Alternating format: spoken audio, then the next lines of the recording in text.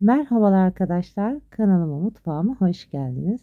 Bugün evimizde kolayca kazandibi tatlısını nasıl yapabiliriz? Onun yapım aşamasını izleyeceksiniz. Buyurun hemen yapım aşamasına geçelim. Muhallebimizin yapımı için 2,5 litre süt kullanacağız.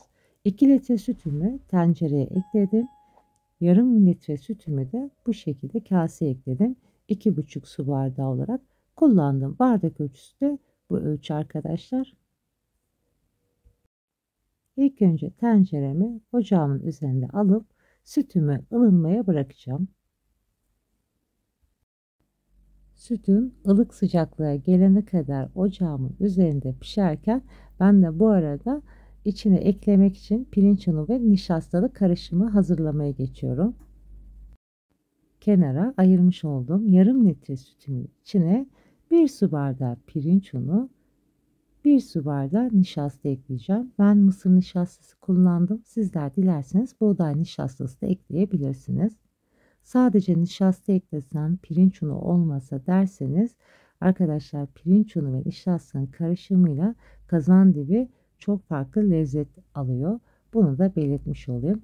Bir çay kaşığı dolusu vanilya ekledim ve sonrasında topaklanmaması için güzelce sütümle nişastalarımı karıştırıyorum. Güzelce karıştırdıktan sonra artık sütümüzü ekleyebiliriz. Sütüm kaynamadan ılık haldeyken ekliyorum bu karışımı arkadaşlar. Buraya dikkat edelim. Çok sıcakken eklememeye özen gösterin sütünüze.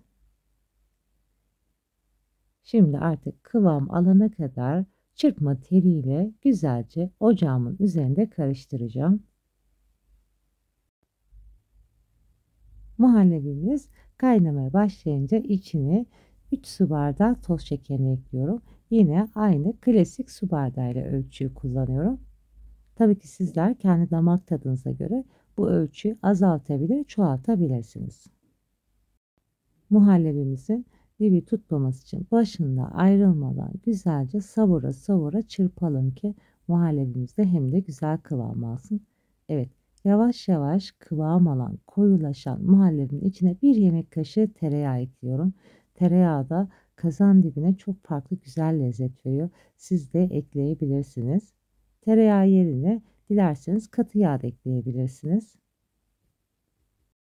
Tereyağı muhallebinin içinde eriyip güzelce özleşene kadar bu şekilde çırpma teliyle karıştırıyorum. Kazandibi tatlısını ne kadar çok karıştırırsak o kadar da güzel bir lezzetli kazandibi muhallebisi olur. Evet arkadaşlar, görüyorsunuz çok koyu bir kıvamda olmayacak, çok da sulu kıvamı olmayacak. Sonrasında da koyulaşacağı için bu kıvam benim için yeterli. Biraz daha karıştıracağım ve sonrasında ocağımın altını kapatacağım. Pişen muhallebimizi ocağın altını kapatıp kenara aldım. Kazandibi yapacağım tepsimin alt tabanını pudra şekeriyle kaplıyorum arkadaşlar. Ben bu şekilde süzgeçte yaptım. Sizler de dilerseniz benim gibi süzgeçte veya kaşık yardımıyla da tepsinizin tabanı kapanana kadar pudra şekeri eklemeniz yeterli. Tepsimi hiç yağlamadım. Sadece pudra şekeri serpiyorum bu şekilde. Pudra şekeri dökmüş olduğum tepsimi ocağımın üzerine alıyorum. Ben büyük göz ocakta yapıyorum. Ara ara altını açıyorum. Ara ara kısarak bu şekilde çevire çevire gördüğünüz gibi karamelize olana kadar pişireceğim. Sizleri de çok fazla sıkmamak adına bu aşamaları hızlıca geçiyorum. Tepsi ısındıktan sonra bu işlemde hemen çabucak olmuş oluyor. Evet arkadaşlar, şimdi tepsimi pudra şekeri karamelize ettikten sonra muhallebisini döküyorum tepsime. Çok fazla muhallebi dökmeyelim. İnce tabaka olacak şekilde muhallebi dökmemiz yeterli. Sadece alt tabanının kapanması için. Yeterince dökmüş olduğum muhallebimi hemen tepsime alıyorum ve ocağımın üzerinde yakma işlemine geçiyorum. Evet arkadaşlar, parça parça şimdi tepsimin etrafını çevire çevire kazan dibimizi yakacağız. Bu işlem biraz oyalayıcı gibi görünse de çok uzun sürmüyor. Toplamda 15 dakika kadar sürede ben kazan dibini alt tabanını güzelce yakmış oldum. Bu arada arkadaşlar kanalıma hala abone değilseniz abone olmayı, daha güzel tariflerden haberdar olmak için zil sesini açmayı unutmayın. Bu sayede başka güzel yeni tariflerimden anında haberdar olabilirsiniz. Arada spatula yardımıyla da karıştırabilirsiniz. Çok fazla karıştırmamaya da dikkat edelim. Arada ocağımın altını açıyorum ve sonrasında biraz kısıyorum.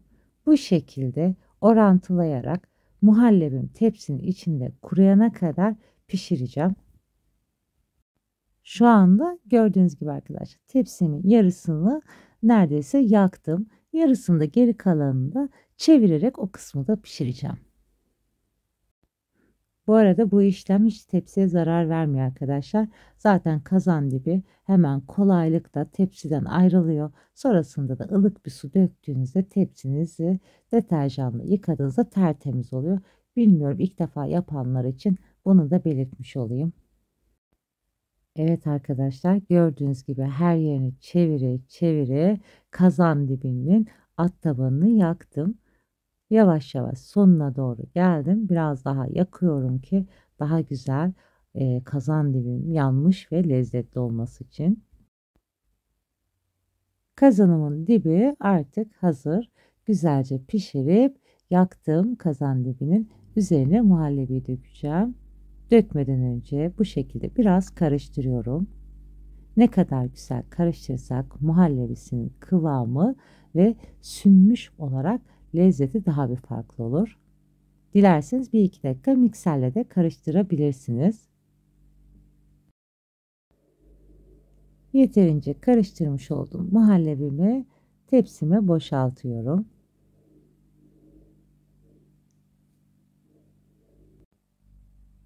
Tepsiyi boşaltmış olduğum muhallebimi bu şekilde sağlayarak her yerinin eşit şekilde düz olmasını sağlıyorum. İlk önce oda sıcaklığında soğumaya bırakacağım. Sonrasında soğumuş olan muhallebimi buzdolabında dinlenmeye bırakacağım. En az 3 saat dinlendirmemiz yeterli veya akşamdan yapıp ertesi günde servise hazırlayabilirsiniz. 3 saat kadar soğutmuş olduğum muhallebimi artık servise hazırlayabilirim. Bıçağımın ucuyla bu şekilde kesmem yeterli. Bu arada arkadaşlar ben biraz büyük dilim kesmişim. Sizler diliminizi ufaltabilirsiniz. Rulo yapıp servis yapacaksanız uzunlamasını kesmeniz daha güzel olur. Sormak istediğiniz, aklınıza takılan herhangi bir soru da arkadaşlar yorum yerine yazabilirsiniz. Gördüğüm an hemen geri dönüş yapıyorum. Evet arkadaşlar, dilimledikten sonra tepsinin bu halini şaşırmış olabilirsiniz ama şaşırmayın. Ben bu tatlıyı iftar için yapmıştım. Ezanımız da okununca tatlıyı da servis yaptım evdekilere ve sonrasında hemen bir dilim size göstermek istedim. Kusura bakmayın. Tepsimizden kazan dibini çıkarırken spatulayı da bu arada ıslatmayı unutmayın. İlk yapacak olanlar da hiç tereddüt etmesin. Sıcak muhallebi zaten tepsiye döktüğünüz an tabanı hemen kendini salacak. 3-4 saatte buzdolabında beklettikten sonra kazan dibinizi kolaylıkla tepsiden çıkartabilirsiniz. Evet arkadaşlar, kıvamında gördüğünüz gibi kazan dibimiz muhteşem oldu. Açıklama kısmına bütün malzemelerini ekleyeceğim. Şimdiden deneyip yapacak olanlara afiyet olsun. Başka güzel tariflerde görüşmek üzere. Hoşça kalın, sağlıcakla kalın.